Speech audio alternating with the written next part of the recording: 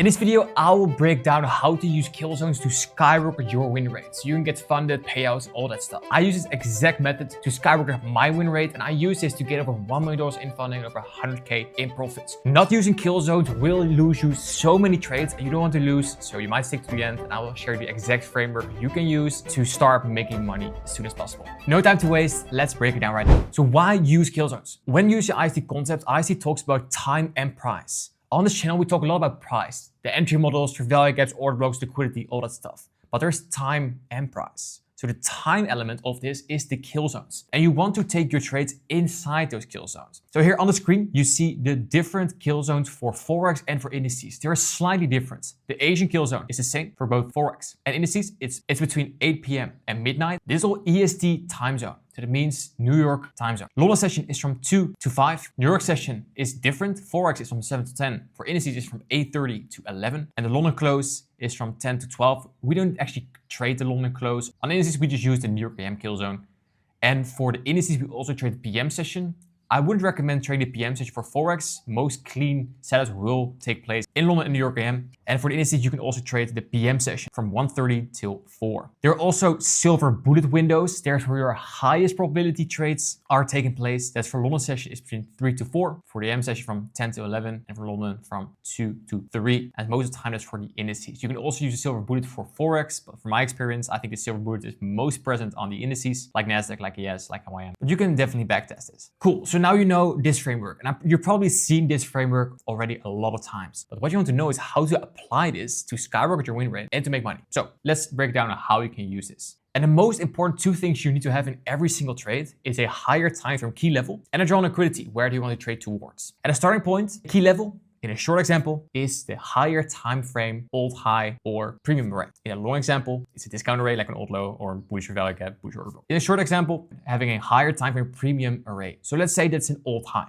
And what you need to wait for is inside a kill zone, wait for price to trade into the key level during a kill zone. So let's say your London session, we know for London session that's between 2 to 5 a.m. So if price trades between 2 and 5 a.m. in this level, then we wait for some form of reaction. And you probably know the classic Judas swing, accumulation, manipulation, distribution. Here you have accumulation, manipulation into key level, and then we start breaking down to a certain drawn liquidity. But first, of course, you need your higher time key level. Also, you need a drawn liquidity. It can be a value gap, can be an old low, can be low resistance liquidity. If you're not sure what liquidity is, I have a dedicated video to liquidity here on this YouTube channel. So make sure to check it out after this video. And I will leave the link to that also in the description.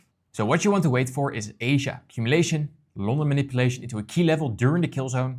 You wait for market structure shift, that's the last swing low that broke the high. Same for market structure. If you're not sure what that is, look at the YouTube channel for market structure shifts. I'll leave the link to that video also in the description. Make sure to check that out as well. For value gap 1, for value gap 2, towards a draw on liquidity. And ideally targeting staircases. That means low resistance liquidity. Those are swing lows in this example that don't take out any other liquidity because that will be easy to run through. This is a London example, but it can happen that your key level won't be hit in London, but it will be hit in New York session. And that's what you see now on the screen. So you have London session that creates failure swings, lowers liquidity, and that's get taken out into a premium array. And here's already something you need to take down on your notepad right now. When you see London trading lower, but your key level has not been hit, you should have trust issues here. You should expect price in New York session to come back to that key level and then start making that move lower. Because what most beginner traders do is, okay, they have a drawn liquidity, they see price trading lower during a kill zone, which makes sense on paper. So they just take a trade somewhere in this area towards the lows. And then they get taken out before the real move. And now you know why.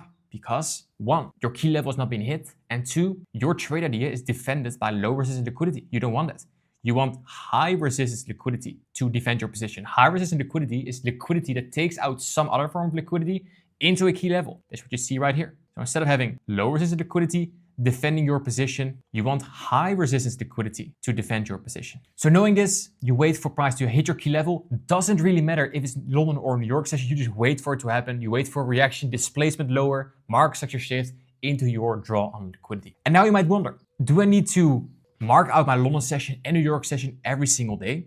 No, there is an indicator for this. And that indicator is called ICT Killzones and pivots. Let's take a closer look to that indicator. So you know when the kill zones are and you have an indicator. So let's go to in the top 2 indicators and type in kill zones, and then you will see ICT Killzone and pivots. Let's press on this and then you will see this. And personally, I think this is very crowded. I think this is not very clean. So let's make this cleaner. So you double click or you press this icon and then you get into the settings of the IC Killzone and pivots. And now let's make it cleaner. So session drawing limit is how many sessions it goes back. You can do the 3, you can do the 5, doesn't really matter. The time frame limit is the time frame where it stops showing. So let's say you put it on the 50 minutes. When you go to the hour time frame, it won't show anymore. On the 50 minutes and lower, it will still show. I like to do the 15. Time zone is America, New York, that's the EST Killzone. And now let's make this cleaner. So the Killzone boxes you need to have on because without it, the box won't show and you want the boxes. I would remove the display text right here so it stops showing inside the box. And I would also delete all these. So the pivots, the alerts, the stop, make it like this. And you can just memorize which color is what, right? And if you don't want that, of course, you can do display text, but I don't think it's very clean. Just remember that Asia is blue, London is pinkish, New York AM is green, New York lunch is. You can even just put off the New York lunch, New York PM, because let's now start with creating the Forex Killzone. So Asia is from 8 to midnight, so that's already good. So make it blue. And then London, New York AM, London's 2 to 5, New York AM. We're doing this for Forex right now, so we know the New York AM session is from 7 till 10, so we need to change this. So New York AM from 7 till 10, and you see that the Killzones are already switched. We're not doing the PM session, we have Forex, so the only thing remaining is the London close. So let's call this London close. Make it from 10 to 12. If you want the day of the weeks, you can have it. I don't like that, so I also turn this off. Hide beacon labels. Let's turn on. Just keep it like this. Press OK. And now you have the indicator for Forex. Cool, so now we created for Forex. Let's now make another one for the indices. Go back to the Killzones, IC Killzone and pivots. You press it again, so there will a second will appear right here. And you can just turn them off like this. So the top one is a Forex one. Let's turn it off. Now let's do the same for the indices. 15 minutes, American normal. It's saved the setting, so that's awesome. But now we want this to be off. We want the New York AM session to be different from 8:30 to 11. And we want the PM session to be included as well. Right there. So then we are good. Settings are good. And now you've set up the indicator. So if you're trading on a Forex pair, put this one on. If you're trading on an indice, turn this one on. And then you should be good. So now you know what Killzones are, how to use them, and how the indicator works. Let's look at some examples to see it in real time. In this first example, we're looking at GBP/JPY on the 5-minute chart. And here we have the Killzone and pivots indicator. So let's turn it on right there. And what do we see? We have the Asian session right there. And we have a key level. It's a daily bullish fair value gap. So there is where we potentially expect reaction from inside a Killzone. So right here, we trade lower. It's at 2 a.m. Let's see what price gives us. Trades lower. So no entry yet, no trade here whatsoever. We need to wait for displacement higher. Ideally, creating for value gaps in a key level. And you don't need to get this, but if you get it, that could be definitely interesting for a trade idea. So from here, we start to display. So we have the first fair value gap right there. We break structure. Right here is the last swing high that made the low. We can even turn off the indicator to have it more clean. We know we are in the London session. Then we have the down close candles that trade into that key level as an order block. We respect that and displays higher again. So from this point, I'm open to take a trade already. Right here, what can we target? I would say we have two interesting liquidity pools. That could be Asia high right there, or the high right here that's created in the Wednesday Asian session. So ideally, this one is be a bigger target, 120 points. That's quite a lot. It's more like a swing trade, or not per se intraday trade. It's not going to be hit, but we can do it. Stop below this low. Ideally, you just want to target this as low-hanging fruit and then put your stop loss below this low because you're already supported by a fair value cap and an order block. And let's see what price gives us. The immediate reaction here at the London session, we come back all the way to the entry. You see the colors we start in the New York session, and here you have your TP. So what's very scary for most traders is they take a trade based on their entry model, like this. You have a structure created in a Killzone, so that's valid. You're basically playing a Judas swing, accumulation, manipulation, distribution towards Asia high right there. You have this first push right here. But during New York session, it's very normal that price comes back. New York likes to retrace before it's going to play continuation. So most traders take their trade off right here, thinking they will lose, and they miss out on potential profits. So let's see if price comes to that area up there. We don't need that, but let's see for our bias to see if that was correct. Bring it internal to external from the daily time frame, and we tap that in the PM session at 2:30 p.m.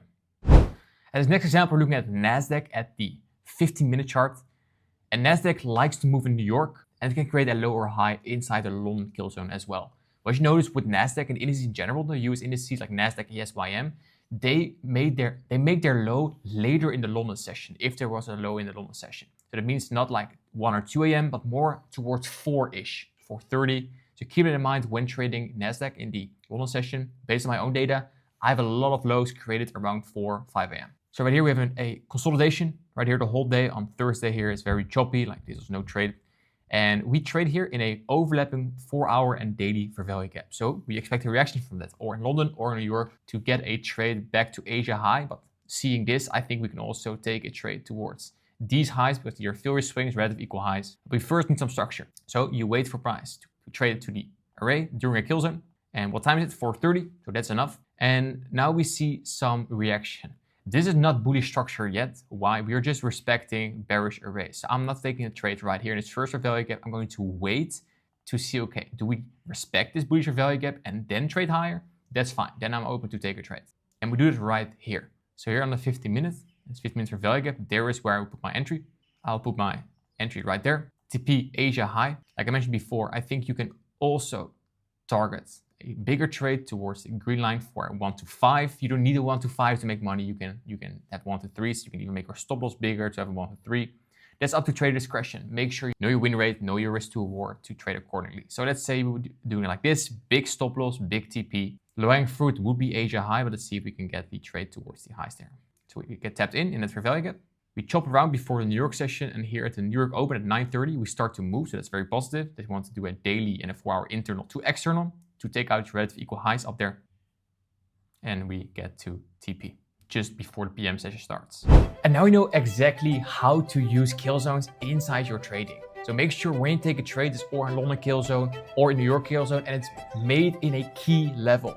I created a free training how you can use all these concepts to get funded, get payouts, get profitable in general. And I'll leave the link to that training in the description below. If you liked this video, consider liking and subscribing, and I'll see you in the next one.